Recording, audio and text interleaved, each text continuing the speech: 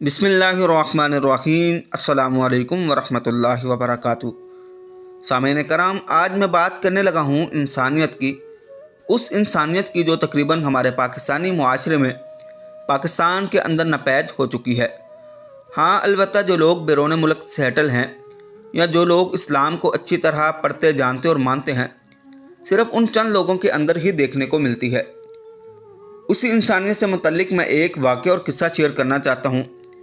آپ بھی سنیے اور مجھے یقین ہے کہ آپ سننے کے بعد داد دیے بغیر نہیں رہ سکیں گے۔ عزیزان من، اسٹیفن نور جو کہ مصری نژاد کینیڈین اداکارہ ہیں، انتہائی بولڈ اداکارہ ہیں، جس کو ہمارے ہاں نفیس لفظوں میں براڈ مائنڈڈ کہا جاتا ہے۔ پچھلے چند دنوں سے فلسطین پر جو بیت رہی ہے، اس سب ظلم کو دیکھتے ہوئے انہوں نے اپنے تمام تر پروجیکٹ کو وقتی طور پر موقوف کر دیا ہے، بلکہ انہوں نے بہت سارے ایسے لوگوں کی رقوم جو کہ بطور ایڈوانس لے رکھی تھی وہ واپس کر دی ہیں، کیونکہ وہ جن فلموں میں اداکاری کا جوہر دکھا رہی تھی، ان فلموں میں سے چند ایک کے اندر ایسے یہودیوں کا حصہ بھی تھا جو کہ اپنا منافع وہاں اپنی فوج کو دے دیتے تھے تاکہ ان کا دفاع مضبوط ہو سکے۔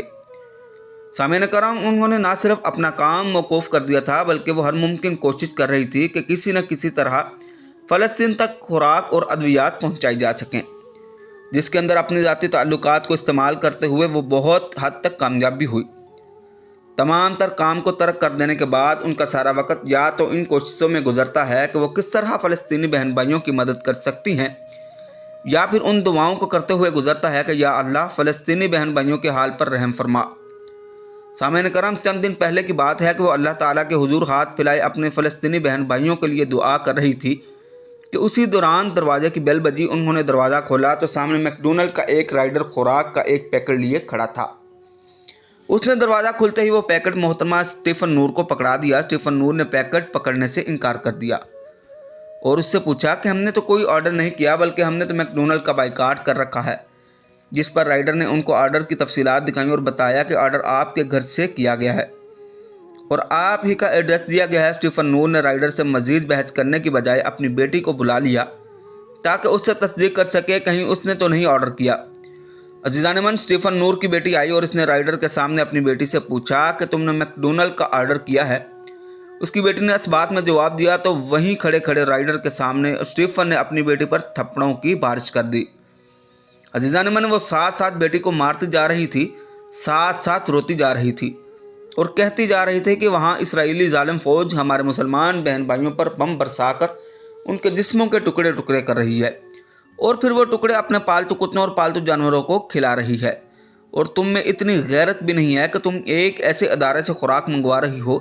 جس نے ان ظالم درندوں کے لیے مفت کھانا فراہم کرنے کا اعلان کر رکھا ہے۔ اس کے ساتھ اسٹیفن نور نے کھانا لینے سے انکار کرتے ہوئے رائڈر کو کھانا واپس کر دیا اور اسے واپس بھیج دیا۔ عزیزان من، یہ سارا عمل اسٹیفن نور کا ایک پڑوسی دیکھ رہا تھا، جو رائڈر کے واپس جاتے ہی وہاں پر پہنچا اور اس کی بیٹی کو آفر کی کہ تم اگر چاہو تو پولیس کی مدد لے سکتی ہو، تمہاری ماں نے تمہارے ساتھ جو کچھ کیا ہے یہ سراسر غلط ہے۔ اسٹیفن نور کی بیٹی نے انتہائی تحمل سے اس کی بات سنی اور پھر اس کا شکریہ ادا کرتے ہوئے اس کی آفر کو قبول کرنے سے انکار کر دیا اور بتایا کہ یہ میرا اور میری ماں کا معاملہ ہے اور مجھے لگتا ہے کہ میں اور میری ماں بہتر سلجھا سکتے ہیں، نہ کہ پولیس بہتر سلجھا سکتی ہے۔ ان کا پڑوسی اپنا سا منہ لے کر رہ گیا اور واپس چلا گیا۔ عزیزان من، اسٹیفن نور کی بیٹی واپس گھر آئی، آ کر اپنی ماں سے لپٹ گئی اور رو رو کر اس سے معافی مانگنے لگی۔ اس کی ماں نے اپنی بیٹی کو معاف کرتے ہوئے اپنے سینے سے لگا لیا اور اسے سمجھایا کہ معافی مجھ سے نہیں، اللہ تعالیٰ سے مانگو، اور خود سوچو کہ اگر کوئی انسان تمہاری بہن، ماں، بھائی، بیٹی یا باپ کا جسم ٹکڑے ٹکڑے کر کے اپنے کتوں کو کھلا دے تو کیا تم اس انسان یا اس کے ساتھیوں سے لے کر کچھ کھانا چاہو گی یا کیا تم کھا سکو گی؟ بالکل ایسے ہی تمام مسلمان ایک جسم کی طرح ہیں، اس لیے یہ بات سمجھو کہ جو لوگ فلسطین میں مر رہے ہیں وہ بھی ہمارے ہی بہن بھائی، بزرگ اور بچے ہیں۔ عزیزان من، اسٹیفن نور کی بیٹی نے اپنی والدہ سے آئندہ کبھی میک ڈونلڈ نہ کھانے کا وعدہ کیا اور بات ختم ہو گئی۔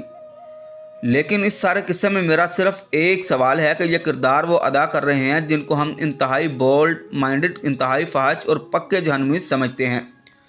وہ دل میں اس حد تک نرم ہوتی ہیں کہ دنیا کے کسی بھی کونے میں بیٹھی ہوں، اپنے مذہب اور انسانیت کے احساس سے لبریز ہوتی ہیں۔ عزیزان من، جب کہ ہم ایک پاکستانی قوم ہیں، ہمارے پاس سب کچھ ہے، ہتھیار ہے، دھن دولت ہے، جوان ہے، لڑنے کی صلاحیت ہے، لیکن ہم لوگ خاموش تماشائی بنے نہ صرف تماشا دیکھ رہے ہیں بلکہ دنیا کو بھی بتا رہے ہیں کہ ہم تماشا دیکھ رہے ہیں۔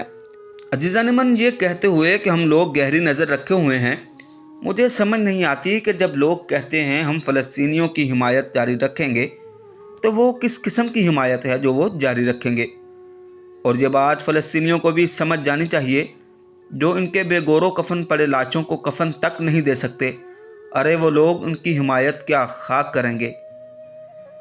عزیزان من، آپ سے گزارش ہے کہ خدا را جتنا ہو سکے اپنا کردار نبھائیے۔ میک ڈونلڈ KFC جتنے بھی اسرائیلی پروڈکٹس ہیں ان سے گریز کریں، ان کو اوائڈ کیا جائے، پاکستانی پروڈکٹ کا استعمال کیا جائے۔